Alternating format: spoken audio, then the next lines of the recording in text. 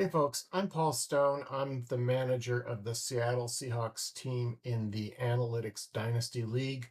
I'm also a commissioner's assistant, which basically means that I try to help the commissioners out with some of the bookkeeping for the league.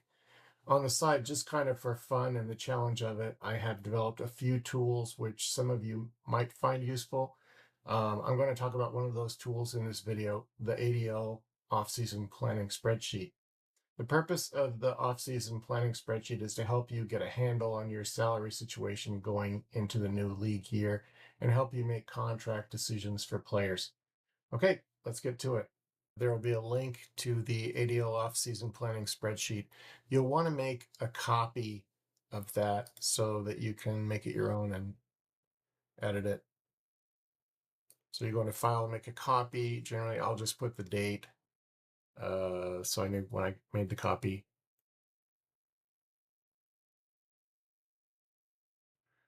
And so now you'll have a copy of the spreadsheet which you can work with. So you'll go in and find your NFC or AFC team name. Go ahead and select it from the dropdown. At some point, you will probably get a warning like this that some formulas are trying to send and receive data from external parties. The formula that causes this is on each sheet, there's a lookup to be able to look up the sheet name. And the reason is because quarterback, running back, all these positions, all these sheets, they're very, very similar. And it would be a real pain to try to develop these sheets individually. So the way I developed them is I developed one sheet, and then each sheet is able to look up the name of itself. And based upon the name of the sheet, some things can change. So if I just need to change like a column or something like that, I can just change it in the quarterback tab, and then I just duplicate that into all these other positions, which makes it a lot easier. But anyway, so you'll need to allow access for the spreadsheet to work properly. Now, what happens when you enter your team name in is that it'll pull in your roster um, from the My Fantasy League website. And you'll want to have, so here's the stuff which you want to have set up. And generally it should probably be kind of set up for you. So you put your team name in, allow access, and specify the league year to plan for, which for right now would be 2026. The latest version of the contract admin spreadsheet is 2025, so that's what we leave here.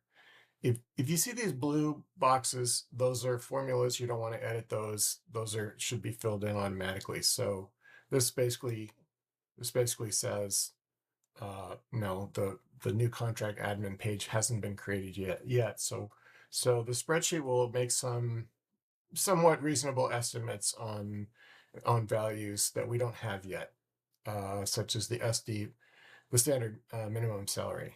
Okay, so if you look through your positions, you can already see that your position tabs have been populated with your players. And for players that, and you'll have your previous years, contract years, for next season, or for the off season purposes of planning, we'll just subtract one. And so you can see I'm going to lose this player unless I do something to extend them, to extend their contract. So if their contract years is 0, the new year's, then currently their name will be struck out. So you can see that they're going to be leaving the team. They won't be on the roster.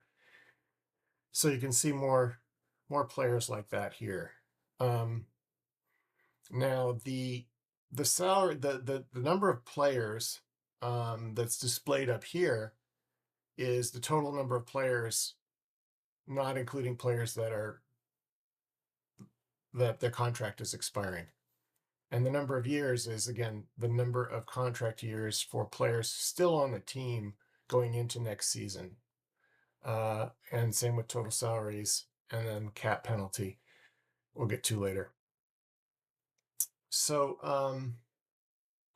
those are tabulated. So you can see here that if I do nothing, I'm going to have 35 players on my team going into next season. That's without adding a single player, and that's if I don't extend anybody.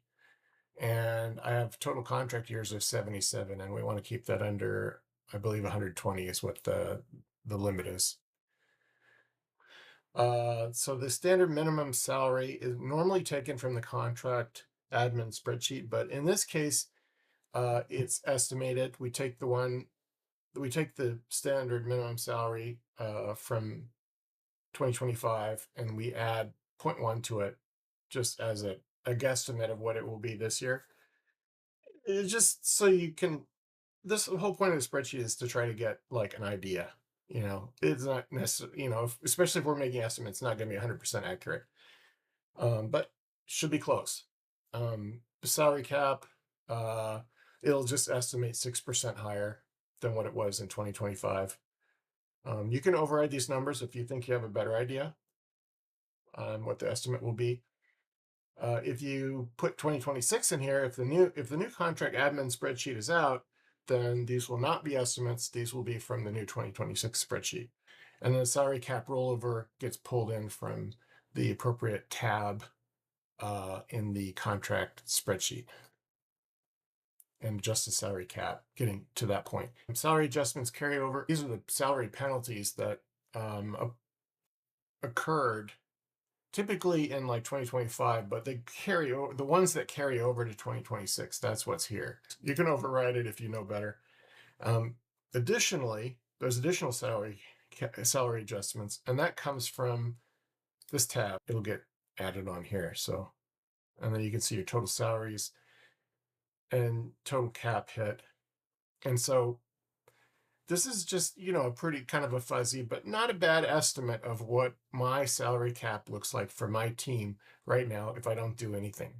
So what do you want to do with that? Well, you can go and you can say, well, I have this player, he's going to contract going to expire. I could do an off-season extension for him if I want to. You can, using the contract tools or intuition or whatever, you can figure out like, what salary am I going to get, have to pay for an off-season extension. Just by doing that, his years and salary have changed, and it's changed the tabulation up here. So now you got 4 players that are going to be on the team going into the new season, and it increases the number of years and it changes the salaries. So something to note is that none of these are like vetted in terms of like, what are you allowed to do? Like, you can only do ERFA on players that they were signed for $1 million. They have a original contract of like $1 million, I think, something like that. And so yeah, it's not going to tell you, you can't do ERFA on this guy, but it just helps for planning purposes. You can say, oh yeah, this is the guy I want to use that on. You can also drop players. So, I got this quarterback, Tua Tagovailoa. He kind of sucks. So, I'm gonna drop him, gonna drop him. And drop penalty is $8.98.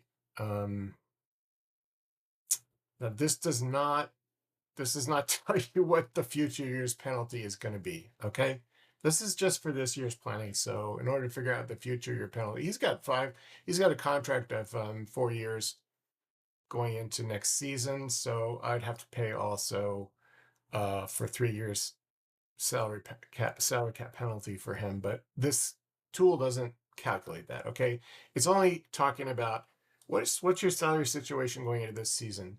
If you drop before July 1st, it accelerates the future year penalties into this one big number that you're going to pay right now.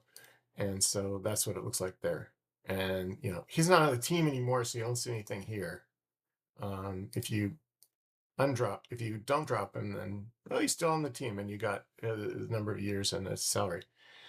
You can also do So this is the extend and reduce years and new salary. This is where you can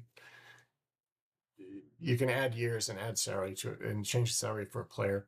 And if you go to the bottom of this each page, a tab in the spreadsheet, add additional prospective players here. So go past the blue section, and then you can add a player that you want to add. Like uh, uh, you know, whatever, and and add him and say, I'm gonna. You can extend, reduce his years.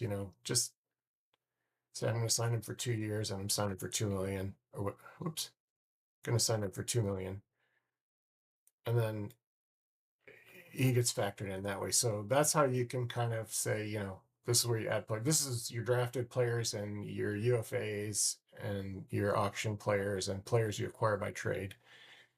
I could trade Tua if anybody would take him. Uh, Send. I just that's trading. Send. The offseason extension, free agent, send it as a trade, exclusive franchise tag, non-exclusive franchise tag, transition tag, BR. I could BR him. So probably the player I'm probably going to BR is AJ Brown. Probably BR him. We'll see. I have no idea what people are going to bid on him, but at least I can put here. Oh, this is what I plan to do, and you can even put a deadline here. So I have no idea when. Haven't looked at this, but let's say March 10 or something like that is when the deadline is for the BR. You could put that in there. It's not going to put it in for you, but and as you get closer, uh, it starts to change color on you. Yellow. Uh, yeah, yeah. That was what's the second? The second's yesterday, so I missed it. If it was, yeah, red is like, you're getting closer to your deadline or maybe past it. So if you wanted to do that, you could do that. Let's go to AJ Brown. Let's say, I'm going to drop him instead. Going to drop AJ Brown, and also he's fully. Let's say I know he's fully guaranteed. Um, then this check that box. He's fully guaranteed.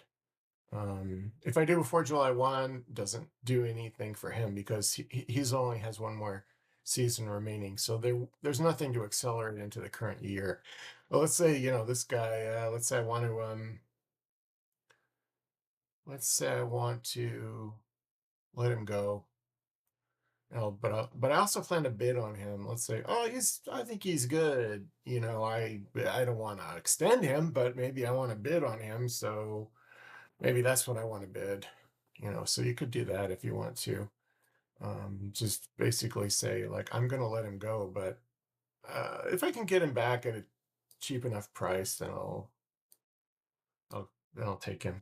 As you kind of put in do contract stuff over here, and as stuff changes in this column out here and up here, then it all goes back to this main sheet, and you can see what your estimated remaining salary cap is. So anytime you have a situation where you feel like your salary penalties are not like reflected somehow and you need to add them in manually, so you might need to add it manually if you're sending money to another team or something like that. Lucky team. All right. So I guess that's pretty much it. I hope some folks find this beneficial. I kind of enjoyed developing it, and I do use it. I might be the only one, but anyway, uh, yeah. Hopefully, you guys get some use out of it too. Who knows?